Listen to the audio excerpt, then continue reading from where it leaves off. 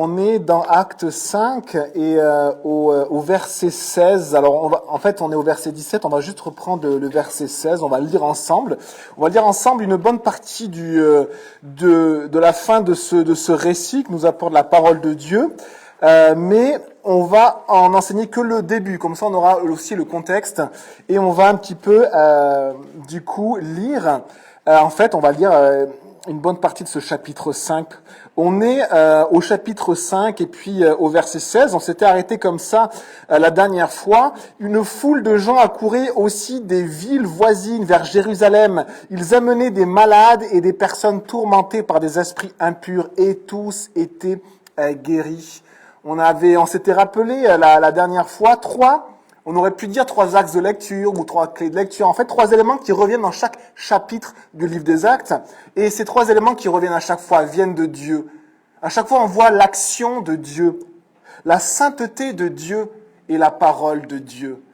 Et on voit ça à chaque fois dans chacun de ces chapitres. Et j'ai même trouvé un verset et ça m'a vraiment touché dans Job, qui nous dit ceci, Job 36, 22, et après on lira le acte 5. Dieu se montre d'une force inaccessible. Ça nous parle de la puissance de Dieu. Et après, la personne qui parle de la part de l'Esprit de Dieu continue. Qui peut enseigner comme lui la parole de Dieu? Qui peut lui prescrire la conduite à tenir? L'action de Dieu? Qui peut lui dire tu as commis une injustice? La sainteté de Dieu. Et on retrouve autre part dans la parole de Dieu, dans ce verset de Job, ces 3 éléments que l'on voit et qu'on le voit. Et l'ordre qui est là, c'est que en premier, on a la parole de Dieu. Et puis après, par cette parole-là, on voit l'action de Dieu. Et Dieu vient habiter au milieu de son peuple et on voit la sainteté de Dieu. Et on lit ensemble, les amis, donc, au verset 17 maintenant. Alors le grand prêtre et tous ceux qui étaient avec lui, c'est-à-dire le parti des Sadducéens, se levèrent remplis de jalousie. Ils firent arrêter les apôtres et les jetèrent dans la prison publique. Mais pendant la nuit, un ange du Seigneur ouvrit les portes de la prison, les fit sortir et leur dit « Allez-y, tenez-vous dans le temple et annoncez au peuple toutes les paroles de la vie nouvelle. » Après avoir entendu cela, ils entrèrent de bonne heure dans le temple et ils se mirent à enseigner. Et nous, on va étudier ces versets-là, mais on continue pour avoir le contexte. Quand le grand prêtre et ceux qui étaient avec lui arrivèrent, ils convoquèrent le Sanhédrin et tout le conseil des anciens d'Israël, et ils envoyèrent chercher les apôtres à la prison. Cependant, les gardes, à leur arrivée, ne les trouvèrent pas dans la prison. Ils repartirent et firent leur rapport en disant « Nous avons trouvé la prison soigneusement fermée et les gardes devant les portes, mais quand nous avons ouvert, nous n'avons trouvé personne à l'intérieur. » À l'écoute de ces paroles, le commandant des gardes du temple et les chefs des prêtres se montrèrent perplexes, ne sachant que penser de cette affaire. Quelqu'un vint leur dire « Les hommes que vous avez mis en prison sont dans le temple et enseignent le peuple. » Alors le commandant partit avec les gardes et les ramena, mais sans violence, car ils avaient peur d'être lapidés par le peuple. Après les avoir ramenés, ils les présentèrent au Sanhédrin. Le grand prêtre les interrogea en disant « Nous vous avions formellement interdit d'enseigner en ce nom-là, et voici que vous avez rempli Jérusalem de votre enseignement et que vous voulez faire retomber sur nous le sang de cet homme. » Pierre et les apôtres répondirent « Il faut obéir à Dieu plutôt qu'aux hommes. » Et on s'arrête là et on prie. Seigneur Jésus, on te remercie pour ta parole. Père, merci. Merci parce que ta parole est puissante et parce que ton œuvre se développe de ta parole. C'est l'origine, la racine, les prémices de toute ton œuvre sur cette terre. C'est ces graines que toi-même tu as données à tes disciples et c'est ces graines-là que l'on répand sur la terre. C'est ta parole qui peut germer et qui peut donner des fruits, qui peut passer de la mort à la vie, Seigneur, et qui peut transformer des vies. C'est ta parole. Et on te remercie pour ta parole ce matin. On te demande de nous enseigner également, dans l'humilité, Seigneur, et aussi avec cet état de vouloir être sanctifié par toi, cet état d'être devant Dieu, le Dieu saint, et de laisser sa lumière agir en nous, Seigneur, s'il te plaît. De nous avoir toujours ce cœur-là, pas un cœur juste de consommateur, pas un cœur simplement où on a l'impression d'être beau, d'être des princes, mais non, juste des serviteurs, Seigneur, qui acceptons la lumière de Dieu sur nos vies. On veut vraiment être une église humble devant toi, Seigneur. Merci. Éclaire-nous par ta parole ce matin. On t'aime, Jésus, et sois loué. Amen. Et alors on a ce premier verset qu'on a relu, c'était que toutes les foules accouraient des villages autour de Jérusalem. Chacun amenait en fait ses estropiés, ses malades, et des personnes aussi qui avaient des crises démoniaques liées à des démons, à de la possession. Et puis ils amenaient toutes ces personnes-là et tout le monde était guéri par l'action de Dieu au travers des apôtres. Et on voit cette action. C'est la situation que l'on est en train de voir dans les Actes. La situation, c'est que l'Église se retrouvait dans le temple et dans les maisons. On s'en souvient qu'ils étaient au niveau du parvis de Salomon. Le parvis, donc c'était une partie du temple. Mais on voit aussi qu'ils se retrouvent également dans les maisons. On le revoit en fait dans chaque chapitre. Par exemple, Acte 2, 46, chaque jour avec persévérance, les croyants, les chrétiens, se retrouvaient d'un commun accord au temple. Ils rompaient le pain dans les maisons. Donc ils se retrouvent au temple, ils se retrouvent dans les maisons, et d'un commun accord, d'un même souffle par l'Esprit de Dieu, eh bien ils se retrouvent, que ça soit dans le temple, pour enseigner, pour prier ensemble, pour louer Dieu ensemble, partager la parole de Dieu, ou dans les maisons pour rompre le pain, et également pour vivre la communion fraternelle. Et on a également, au chapitre 5 et au verset 42, on a exactement ceci également, donc le dernier verset de notre chapitre. Chaque jour, dans le temple et dans les maisons, il ne cessait pas d'enseigner et d'annoncer la bonne nouvelle de Jésus le Messie. Et on a ceci également, que l'Église se rassemble dans les maisons ou dans le temple. Cette Église qui persévère, qui vit dans la prière, dans l'enseignement des responsables, dans la fraction du pain, dans la koinonia, la communion, une relation de frères et sœurs, une relation d'entraide, une relation de l'esprit. Une relation de l'esprit, pas créée par des papiers que l'on signe, mais créée par l'Esprit Saint. Et on a donc cette situation-là. Il louait Dieu, il y avait la faveur de tout le peuple, c'était cette situation. Et donc on continue au verset 17. Alors, le grand prêtre et tous ceux qui étaient avec lui, c'est-à-dire le parti des Sadducéens, se levèrent remplis de jalousie. Le parti des Sadducéens, c'était un parti, on pourrait dire politique, mais chez les Juifs, tout était religieux. L'éducation était religieuse, la vie politique était religieuse, les lois étaient religieuses, tout était religieux. Et donc c'était un parti politique et religieux qui s'appelait les Sadducéens, qui en fait était composé la plupart de prêtres, des prêtres qui travaillaient au temple, et c'était une élite intellectuelle, les prêtres. C'était pas comme les pharisiens qui venaient en fait des artisans, des personnes, peut-être même des villages, qui devenaient des enseignants et qui étaient très écoutés aussi, les pharisiens. C'était un autre groupe, les pharisiens. Mais les prêtres, c'était vraiment la caste dirigeante, l'élite, qui n'était pas forcément bien vue d'ailleurs du peuple. Mais c'était une caste dans laquelle les Romains puisaient leurs gouverneurs, leurs grands prêtres, leurs dirigeants, et du coup qui avaient une grande influence. Et cette caste-là, des prêtres, des Sadducéens, donc, n'aimaient pas, par exemple, que l'on prêche sur la résurrection, ils ne croyaient même pas à la résurrection. Ils étaient devenus assez libéraux. Être libéral, c'est quoi? C'est quand on prend du recul sur la parole de Dieu. Quand on ne dit plus que toute la Bible est la parole de Dieu, mais qu'on dit oui, mais... Oui, mais attention, il y a des choses inspirées, mais ça peut pas parce que la science dit, parce que la psychologie dit, parce que ça dit. Et en fait, donc, ils étaient un peu pareils, puisque ils avaient été un peu imbibés par les philosophies de l'époque, les doctrines de l'époque, avec l'hellénisation de la société de l'époque, les Grecs avec tout ce qu'ils avaient comme philosophie, comme manière de penser. Eh bien, ça avait influé donc l'Empire romain, qui avait influé aussi les Juifs. Et donc, on a ce parti des Sadducéens, qui pourtant était censé s'occuper de l'adoration de Dieu, eh bien, qui était un parti qui était un peu libéral. Eh bien, le grand prêtre et tout son parti, eh bien, ils se lèvent pour agir contre les apôtres, les responsables de l'Église. Et on voit le motif. C'était pas la première fois. Et là, le motif, c'est rempli de jalousie.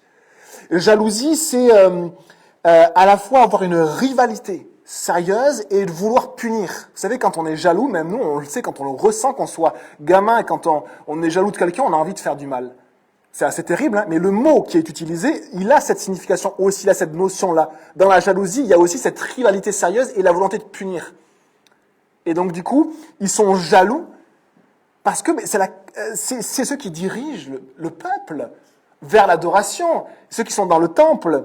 Et qu'est-ce qu'ils voient? Ils se font déposséder un peu de l'organisation, on pourrait dire, de leur place, par une poignée d'hommes. Les apôtres dont il est parlé, c'est une poignée d'hommes, c'est une dizaine de gars qui n'ont de cesse de prêcher ce Jésus crucifié et ressuscité, que les foules écoutent, et ils font des miracles en plus. C'est une poignée d'hommes.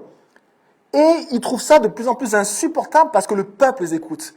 Parce que ça modifie même l'organisation. On va dans le temple, et il y a ces fichus chrétiens qui sont dans le parvis de Salomon, avec les apôtres qui prêchent, et puis il y a des foules aussi qui écoutent les apôtres, et puis il y a des miracles. Et au lieu de dire gloire à Dieu pour les miracles, eh bien ils sont jaloux de ce qui se passe.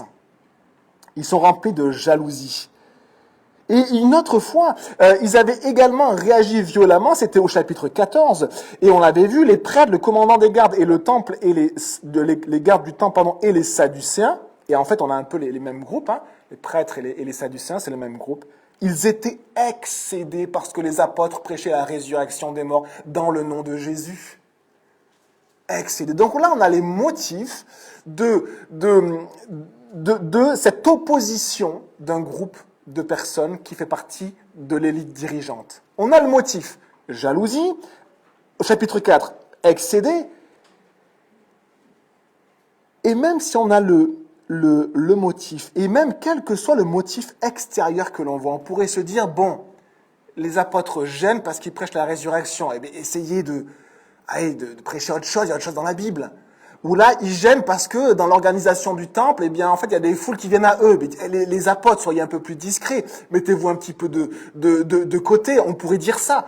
Mais le vrai motif, les amis, le vrai motif, c'est la réaction à la vérité. Et cette réaction-là, la vérité était prêchée.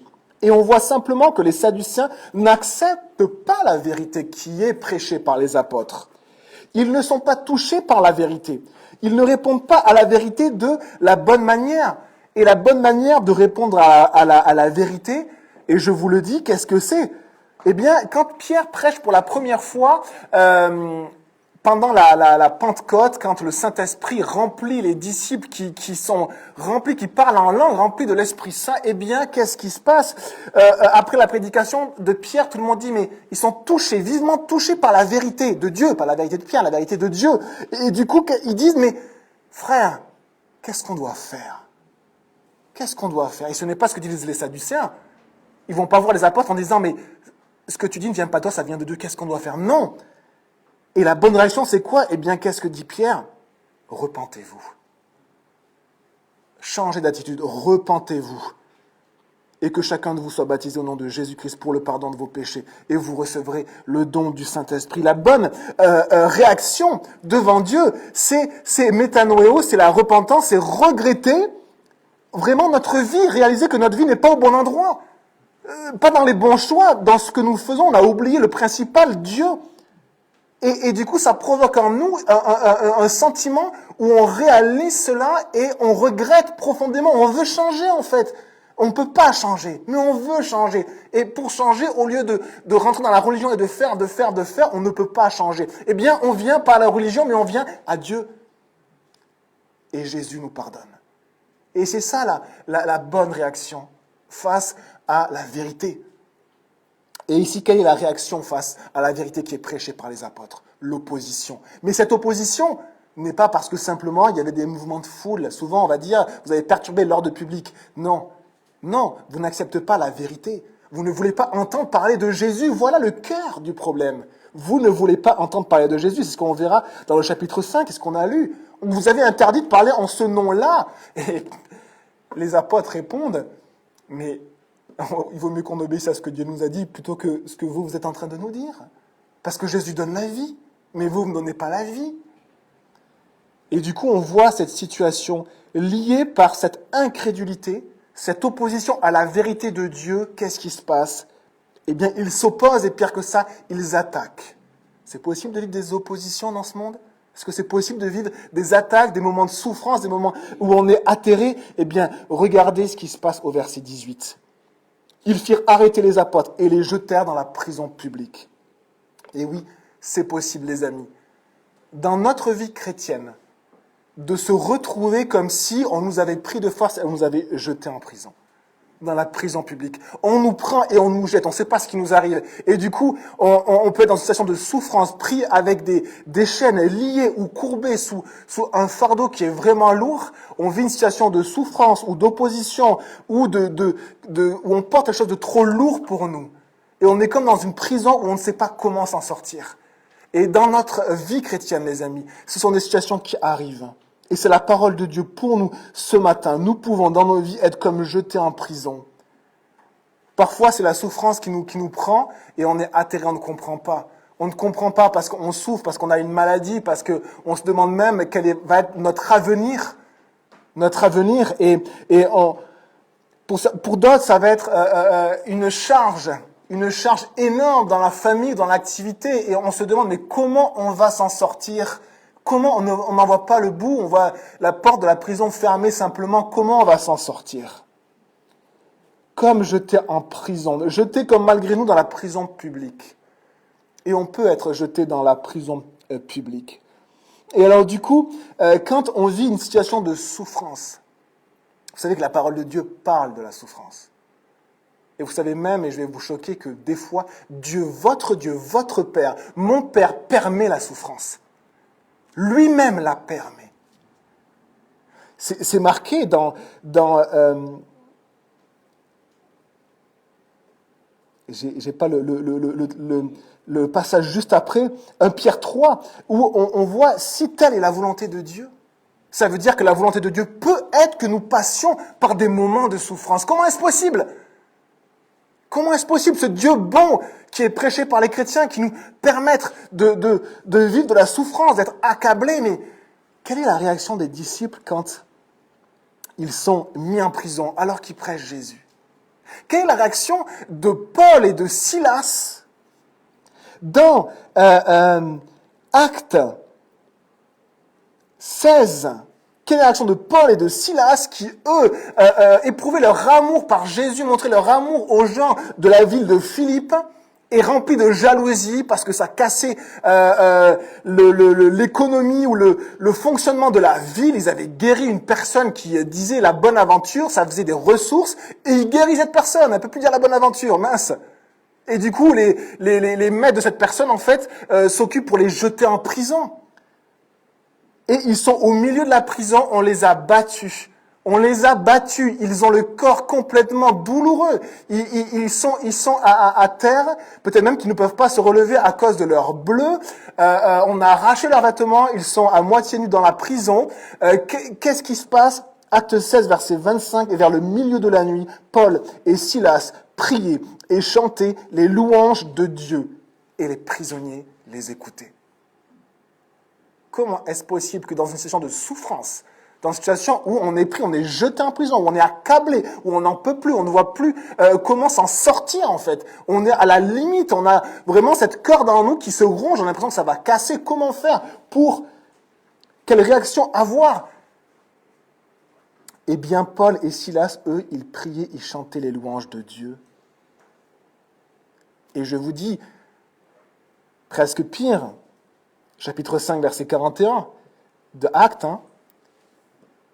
les apôtres quittèrent le Sanhédrin, joyeux d'avoir été jugés dignes d'être maltraités pour le nom de Jésus.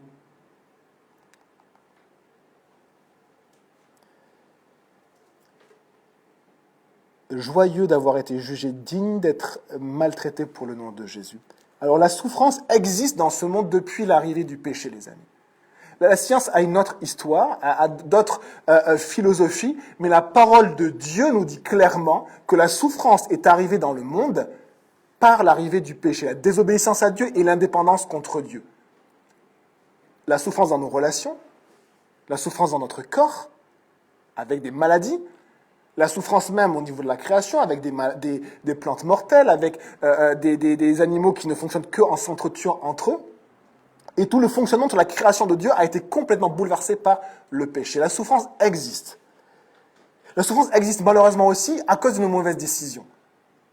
C'est-à-dire des décisions parfois dans nos amis qui ne sont pas à Bourges. On a une situation, une personne qu'on aime beaucoup et elle s'est engagée dans une situation amoureuse et on sentait un peu que c'était vraiment compliqué et qu'on se disait mais elle va se faire avoir et elle va peut-être même le payer toute sa vie. Et malheureusement, c'est ce qui se passe, c'est qu'elle souffre des conséquences de ses choix en fait. Donc la souffrance est aussi juste une conséquence de, si vous voulez, de nos choix. Vous savez, quand un père dit à son enfant ne va pas dans le garage parce que dans le garage il y a des outils et tu vas te faire mal. Je sais que moi j'ai des enfants, si je leur dis ça, je pense qu'ils vont y aller et à un moment donné ils vont se faire mal. Mais ils vont se faire mal pourquoi? Parce que en fait ils n'ont pas écouté leur père et nous on est pareil. On n'écoute pas des fois notre père. Hein, si on met la main dans le feu, notre main on va être plein de douleur, mais simplement parce qu'on a fait la mauvaise chose. Mais après il y a aussi de la souffrance qui existe. Et cette souffrance est peut-être la plus incompréhensible. C'est une souffrance que Dieu lui-même permet. Là, Dieu permet que ses propres serviteurs soient jetés en prison. Ils pourraient tout arrêter. Ils sont battus. Et il y a une souffrance, même que Dieu peut permettre. Eh bien, la première chose que l'on peut dire dans cette souffrance-là, comme Paul et Silas, qui étaient battus, roués de coups, dans les chaînes ou dans la prison. Eh bien, je vous lis ceci face à cette souffrance. Proverbe 18, 10. Le nom de l'Éternel est une tour forte. Le juste s'y réfugie et se trouve en sécurité. Le corps a mal, parfois même l'esprit a mal, et on se réfugie dans la tour forte qui est le nom de l'Éternel. Psaume 61, 3, car tu es pour moi un refuge, une tour forte en face de l'ennemi. Et Jacques 5, verset 13 nous dit, quelqu'un parmi vous est-il dans la souffrance? Quelqu'un parmi vous est-il dans la souffrance? Qu'il prie. Qu'il prie. Qu'il recherche le nom de Dieu. Qu'il se réfugie dans le nom de Dieu. En Dieu. Le nom de l'Éternel est une tour forte. Et on a des exemples de tours fortifiées. Vous savez qu'avant, les villes du Moyen-Âge et même d'avant, parfois construisaient une grande tour, que ce soit à côté des remparts, au milieu de la ville. Et cette tour avait pour but de protéger la ville, mais aussi d'être le dernier endroit où on pouvait être protégé en cas d'invasion, en cas de siège. Le dernier endroit sûr. Et on a un exemple historique dans la parole de Dieu. Dans Juge 9, on a un homme de mal, Abimélec, qui, lui, a tué tous ses frères pour prendre le pouvoir. C'était le fils d'un homme de bien, de Gédéon. Et cet Abimélec a fait les pires choses parce qu'il voulait juste prendre le pouvoir. Et il a fait la guerre, il a détruit ville après ville, massacré peuple après peuple. Il arrive dans une ville qui s'appelle Tébets. Il assiège et s'en empare. Juge 9, verset 5. C'est-à-dire qu'il entre dans la ville. Donc les habitants sont faits, c'est-à-dire ils sont finis. Ils vont tous mourir, être massacrés. Peut-être même dans des souffrances juste atroces. Mais regardez au verset 51. Il y avait au milieu de la ville une tour fortifiée. Le nom de l'Éternel est une tour forte. Où se réfugièrent tous les habitants de la ville. Hommes et femmes. Ils s'y enfermèrent et montèrent sur le toit de la tour. On peut se réfugier dans cette tour-là, en Dieu.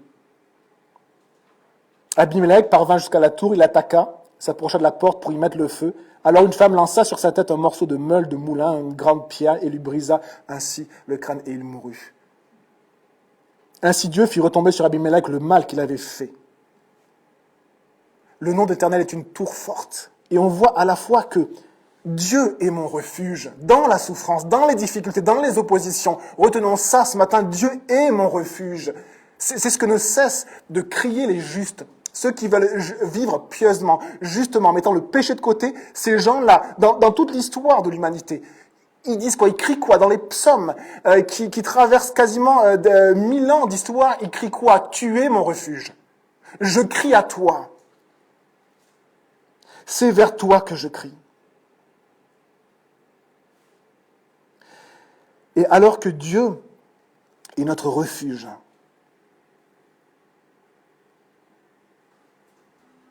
que Dieu est notre tour forte, eh bien, on va voir après, les amis, que c'est Dieu aussi qui peut nous délivrer de la souffrance et de l'épreuve. À la fois, Dieu est notre refuge, mais à la fois, Dieu est notre délivrance.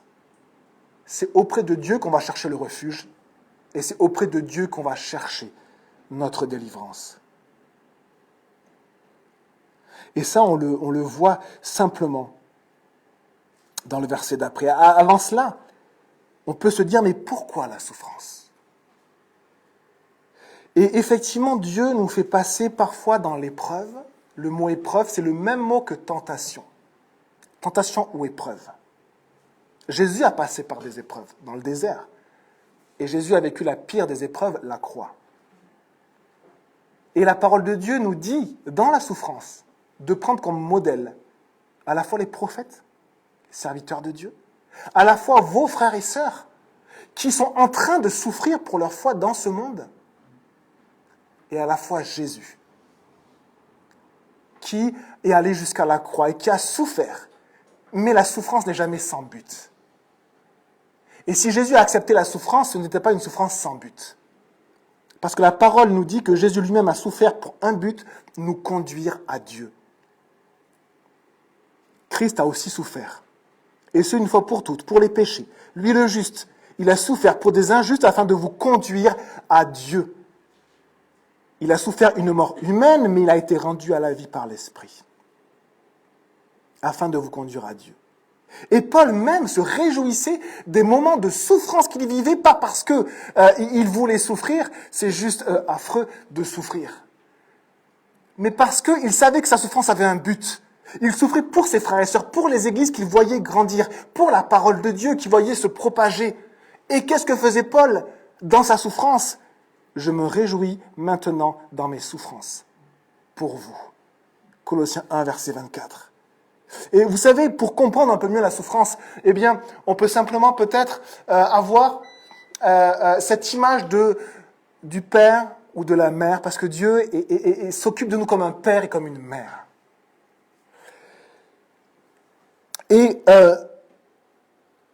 si vous avez des enfants, si vous avez des neveux, si vous avez des petits cousins, eh bien, on sait qu'au début, nos enfants, on fait quasiment tout à leur place.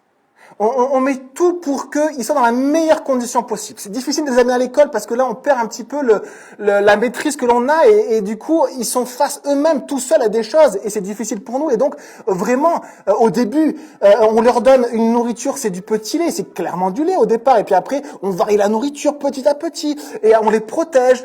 Quand il y a un coin de table, eh bien, on va protéger le coin de table. On fait tout pour qu'ils n'aient pas trop mal et qu'ils se nourrissent bien.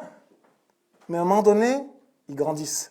Et ils ont besoin de grandir. Et ils ont besoin d'être confrontés eux-mêmes à des situations de souffrance. Par exemple, un enfant ne va jamais apprendre à marcher s'il ne tombe jamais. À un moment donné, il faut qu'il tombe pour réaliser comment il doit se tenir. Pour réaliser dans quelle situation il est tombé. Et du coup, pour apprendre. Alors nous, on court pour aller vite relever l'enfant qui est tombé, vite, vite, vite. Mais il apprend et il grandit. À un moment donné, l'enfant grandit. Et à un moment donné, il doit partir de la maison. Je suis désolé, ça ne représente aucune situation présente ici. Et quand il doit partir de la maison, eh bien, il doit faire face à des situations seules. Et face à des situations aussi difficiles et de souffrance. Et c'est comme ça qu'on grandit. C'est comme ça qu'un ado devient un adulte. Sinon, l'ado reste un ado toute sa vie. Il a besoin de faire face seul à des situations de difficulté et d'apprendre à les gérer seul avec Dieu. Au début, Dieu fait tout à sa place. Au début, les parents font tout à la place. Et à un moment donné, on est comme un peu plus dans cette liberté où on doit gérer nous-mêmes par nos propres décisions, par nos propres jambes, et nous-mêmes nous diriger et faire. Et ça nous amène dans des situations de souffrance. Pourquoi la souffrance? Pour grandir. Pourquoi la souffrance? Pour grandir. Pour ne plus être des enfants dans la foi, mais devenir des ados et puis des adultes en Jésus. Des personnes solides. Et on peut témoigner que des personnes autour de nous qui ont souffert, comment on les a vus grandir en Dieu. Comment ils sont beaux en Dieu. C'est étrange, hein. C'est étrange de voir ce parallèle, à la fois la souffrance qu'on ne veut pas, mais à la fois la lumière de Jésus, qui brille par ces moments-là. Sachant que l'épreuve de votre foi produit la patience. Dans la souffrance, on va apprendre la patience. La persévérance, la victoire dans l'épreuve, On va apprendre dans la souffrance aussi la persévérance. On apprend plein de choses. On apprend à aller vers celui qui est la source de toutes choses, la tour forte, fortifiée, le nom de Dieu. Et on n'attend plus que simplement ça soit d'autres personnes qui le fassent. Regardez au verset 19. On a parlé de la souffrance. On a parlé de moments terribles que l'on peut vivre, qui peuvent remettre en question notre foi, qui peuvent remettre en question toutes choses. On n'en peut plus. On va craquer. Et même parfois, on craque. On demande à Dieu, pourquoi ? Eh bien, au verset 19, souvenez-vous, Dieu est ton refuge. Mais Dieu est aussi ta délivrance. Verset 19. Mais, pendant la nuit, un ange du Seigneur ouvrit les portes de la prison et les fit sortir. Dieu permet que l'on passe par des moments de souffrance, effectivement. Mais Dieu reste à la manœuvre. Dieu reste à la maîtrise. Aucune épreuve ne vous est survenue, 1 Corinthiens 10, 13, aucune épreuve, aucune souffrance ne vous est survenue qui n'ait été humaine. Et Dieu qui est fidèle ne permettra pas que vous soyez éprouvés au-delà de vos forces. Mais avec la tentation, avec l'épreuve, avec la souffrance, il prépare aussi le moyen d'en sortir afin que vous puissiez la supporter. Merci Seigneur. Tu es Dieu, toutes choses sont entre tes mains. Et dans la souffrance, je veux me réfugier en toi. Je vais crier en ton nom. Accepter aussi cette souffrance. Mais savoir qu'il a prévu aussi qu'elle s'arrête. Parce que Dieu est mon refuge, mais Dieu est aussi ma délivrance. Dieu est ma délivrance. Psaume 18, verset 2.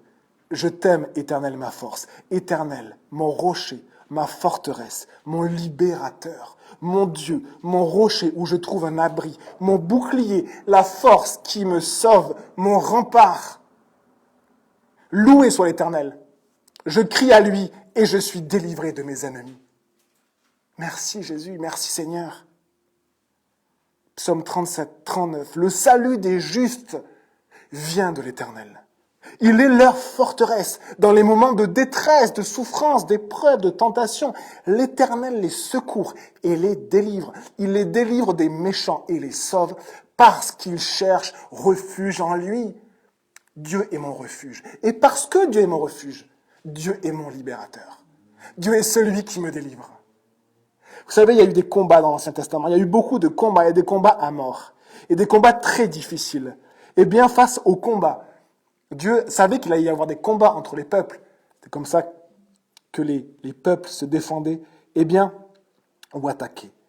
Eh bien, Deutéronome 20, verset 1 nous dit ceci. Lorsque tu seras en guerre contre tes ennemis, et que tu verras des chevaux et des chars, un peuple plus nombreux que toi, tu n'auras pas peur d'eux, car l'Éternel ton Dieu qui t'a fait sortir d'Égypte est avec toi.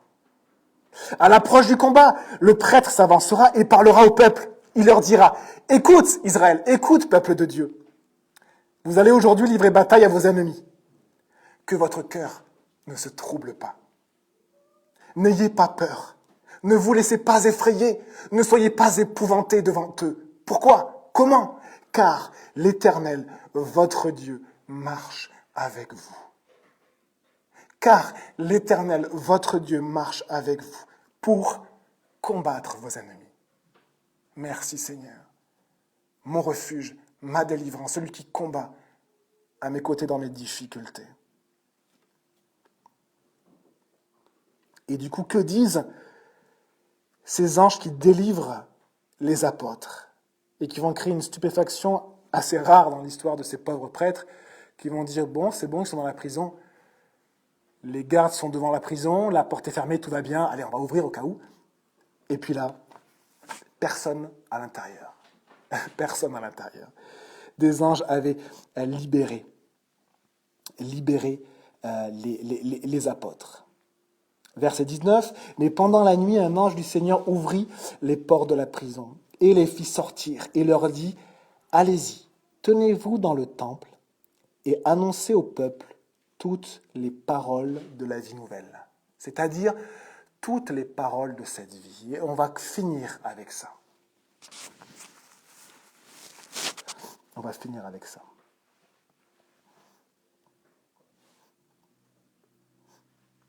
Le terme, c'est littéralement toutes les paroles de cette vie. Ça veut dire que Dieu est en train de dire à ses serviteurs qui ont vécu un moment de souffrance, mais qui ont trouvé refuge en lui. Mais Dieu les délivre. Et qu'est-ce que Dieu leur demande? De continuer à faire ce qu'ils faisaient, c'est-à-dire annoncer la parole de Dieu. Et dans l'expression qui est utilisée, c'est annoncer au peuple, pas toutes vos paroles. Non, c'est toutes les paroles de cette vie. Ça veut dire que les paroles sont déjà là. Les paroles, elles sont déjà là. Il suffit d'aller y puiser et de les transmettre. Les paroles, les amis, elles sont déjà là, les paroles de Dieu. Il suffit d'aller y puiser et de les transmettre. Et c'est comme ça que Dieu a prévu de faire son œuvre sur la terre. La parole de Dieu, l'action de Dieu et la sainteté de Dieu. Un enseignant, qui s'appelle David Guzik, dans une église de Calvary, disait, pour former des jeunes à enseigner la parole de Dieu, il disait, quand vous étudiez, vous devez trouver. Vous ne devez pas créer la prédication, en fait. Mais vous devez trouver la prédication, elle se trouve dans le texte. Ce que Dieu veut transmettre se trouve déjà dans le texte. Alors cherchez, creusez pour trouver ça et le transmettre. La parole, elle est déjà là, c'est la parole de la vie, c'est la parole de Dieu. Et cette parole-là, les paroles de cette vie, que la Bible appelle aussi l'évangile, la bonne nouvelle, elle est centrée sur une chose, une personne, Jésus. La parole de Dieu désigne Jésus. C'est la seule clé de lecture de toute la Bible. Jésus. Jésus a réduit la mort à l'impuissance et a mis en lumière la vie et l'immortalité par l'Évangile. 2 Timothée 1,10. Verset 21, après avoir entendu cela, ils entrèrent de bonne heure dans le temple et se mirent à enseigner. Et alors que font les disciples et les apôtres en fait? Que font-ils très simplement? Ils font ce que Dieu leur a demandé de faire. Dieu ne vous demande pas forcément de prendre un strapontin, de vous mettre dessus et puis de prêcher la parole de Dieu dans les rues. Mais là, Dieu a demandé aux apôtres de faire ceci, donc ils l'ont fait. Mais qu'est-ce que Dieu nous demande? Dieu ne nous demande pas de faire 1000 projets. Non, qu'est-ce que Dieu vous demande? Et appliquons-nous à faire ce que Dieu simplement nous demande, et c'est comme ça qu'on va pouvoir porter des fruits. Simplement, être dans ce que Dieu nous demande. Qu'est-ce que tu me demandes? Qu'est-ce que tu as envie que je fasse? Et des fois, ça commence par des choses toutes simples. Régler des écueils avec des amis. Régler des choses dans nos couples. Régler des choses avec nos enfants. Et ça commence souvent là, au plus proche de nous. Avant de vouloir servir Dieu dans le vaste monde, eh bien, Dieu nous dit, sers-le dans ta famille d'abord. Dans ta famille d'abord. Et après, laisse-moi te diriger. Laisse-moi te diriger. Ils font ce que Dieu leur a demandé de faire, de manière très très simple. Et même Paul le dit. En fait, Paul, il dit qu'il n'a en tête une seule chose, en fait. Il dit, dans Philippiens 3, il dit, mais je fais une chose, il n'en fait pas 1000, il n'en fait qu'une seule. Oubliant ce qui est derrière et me portant vers ce qui est devant. Je fais qu'une seule chose. Je cours vers le but pour remporter le prix. C'est-à-dire, mon seul but, c'est de faire ce que Dieu me demande. Juste ce que Dieu me demande. Et de ne pas faire ce que Dieu ne me demande pas. Juste essayer d'être dans ce que Dieu me demande. Pour qu'un jour, je me présente devant lui et que Dieu me dise, bon et fidèle serviteur. Tu as été fidèle, c'est celui qui fait ce qui est demandé, tout simplement. Alors, et c'est la conclusion, remettons la parole de Dieu au centre de nos vies, au centre de notre Église, au centre de nos ministères, au centre de nos familles, au centre de nos couples, au centre de notre éducation, pour nos enfants. Mettons et remettons la parole de Dieu au centre. Et vous verrez l'action. Et vous verrez l'action de la parole de Dieu dans vos propres enfants, dans vos propres couples, et même dans votre travail, et même dans votre église, et même avec vos voisins. Je finis avec ce passage-là que je vais lire avec vous, c'est Deutéronome 28, verset 1, on est encore dans l'Ancien Testament. Parce que Dieu dit des choses assez similaires au peuple d'Israël et au peuple actuel, le peuple de Dieu actuel, l'Église. Deutéronome, vous pouvez le prendre si vous le souhaitez, Deutéronome, 5e livre de la Bible, et au verset 1, on a fini.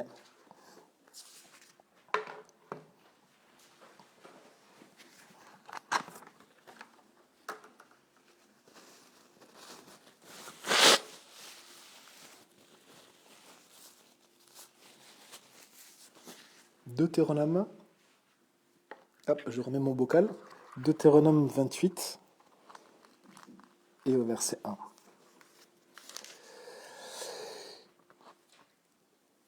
Si tu obéis à l'Éternel, c'est la page 144 de ces Bibles-là. Si tu obéis à l'Éternel, ton Dieu, en respectant et en mettant en pratique tous ces commandements que je te prescris aujourd'hui.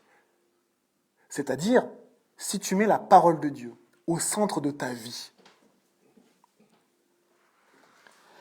Verset 2. Voici toutes les bénédictions qui se déverseront sur toi et seront ton lot lorsque tu obéiras à l'Éternel ton Dieu. Tu seras béni dans la ville et dans les champs. Qui peut expérimenter ici que par la présence de Dieu, par la parole de Dieu, il a été béni dans son travail, dans sa recherche de travail, dans ses activités. Et je suis obligé de lever la main. Parce que je sais que Dieu m'a béni. Et je sais que Dieu vous a béni. Tes enfants, le produit de ton sol, les portées de tes troupeaux, de ton gros et ton petit bétail, tout cela sera béni, ta corbeille et ta huche seront bénis. Qui a expérimenté que par la présence de Dieu et par sa parole, il a toujours eu de quoi manger, se vêtir, un toit pour dormir, et qui a expérimenté la bénédiction sur ses enfants. Merci Seigneur. Merci Seigneur. Tu seras béni à ton arrivée et à ton départ. Verset 12. L'Éternel t'ouvrira son bon trésor. Et son bon trésor, c'est quoi? Le ciel. L'Éternel t'ouvrira son bon trésor, le ciel, pour envoyer au moment voulu la pluie sur ton pays et pour bénir tout le travail de tes mains.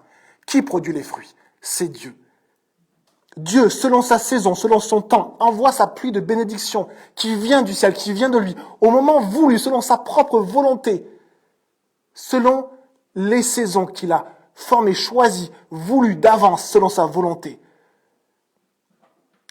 et qui a vécu dans sa vie au moins une saison de bénédiction. Une saison de bénédiction. Et je suis obligé de lever la main en me disant merci Seigneur, parce que je sais que tu m'as béni. J'ai vu cette pluie dans ma vie, dans mon couple, dans mes propres enfants. J'ai vu ce que toi tu as fait dans ma vie. Et au verset 13, voilà comment tu seras béni lorsque tu obéiras au commandement de l'Éternel ton Dieu, que je te prescris aujourd'hui pour que tu les respectes et les mettes en pratique. Lorsque tu ne t'écarteras ni à droite ni à gauche de tous les commandements que je vous donne aujourd'hui, pour suivre d'autres dieux et les servir. Lorsque tu mettras la parole de Dieu au centre de ta vie et que tu le serviras lui et lui seul. On va prier les amis. Seigneur Jésus, merci parce que ton nom est une tour forte. Merci parce que tu as décidé, parce que tu es un père, parce que tu es une mère. Tu as décidé, Seigneur, de nous faire passer parfois par des moments difficiles, seuls devant nos difficultés, seuls devant nos péchés, seuls devant nos tentations, seuls devant des souffrances, Seigneur, des fois. Mais on veut te remercier parce que c'est comme ça que l'on peut grandir. Et on veut te remercier, Seigneur, parce que tu nous fais grandir par ta main puissante. Et tu restes à la maîtrise, tu es un bon et tendre Père. Et si tu éloignes un peu ta main parfois de nous pour nous laisser vivre des choses, tu restes à la maîtrise. Tu ne permets pas que nous soyons tentés, éprouvés, que nous ayons de la souffrance au-delà de nos propres forces, parce que tu es Dieu et que toutes choses sont dans tes mains. Parce que tu maîtrises toutes choses. Pardonne-nous pour nos péchés, pardonne-nous pour les mauvais choix. Pardonne-nous, mais tu es le Dieu qui rachète. Tu es le Dieu qui transforme, qui change la malédiction, nos péchés, nos mauvais choix en bénédiction, en pardon. Parce que tu nous laves Parce que nous étions morts dans nos fautes et maintenant nous sommes vivants. Et enfants de Dieu, fils de Dieu, fille de Dieu. Et on peut le dire, je suis un fils de Dieu, une fille de Dieu. Je te connais, Seigneur. Tu es mon Dieu. Et c'est ta parole que je suis. C'est toi que je suis. Tu es mon Dieu. Et c'est toi que je servirai pendant ma vie. Merci Seigneur pour ta main dans nos vies. Merci pour ton Église, pour le lien de ton esprit, pour ta parole. Sois glorifié ce matin et toute cette semaine, Jésus, s'il te plaît. Et que ta parole soit juste au centre de nos vies. Amen.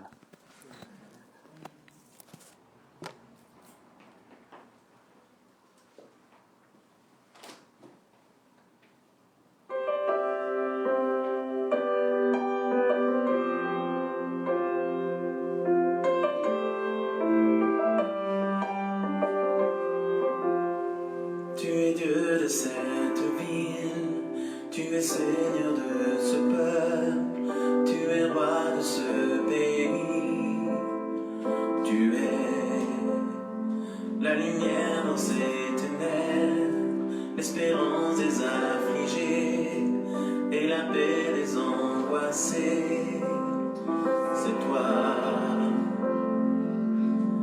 Nul n'est comme notre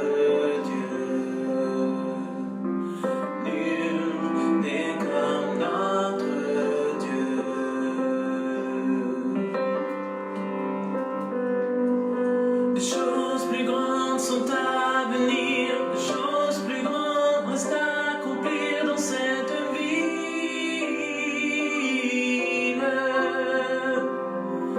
Des choses plus grandes sont à venir, des choses plus grandes restent à accomplir dans cette ville.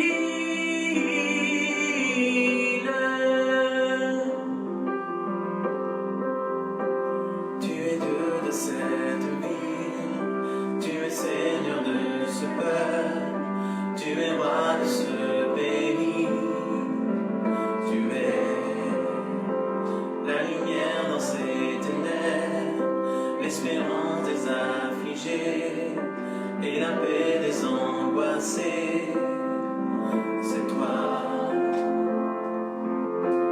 Nul n'est comme notre Dieu.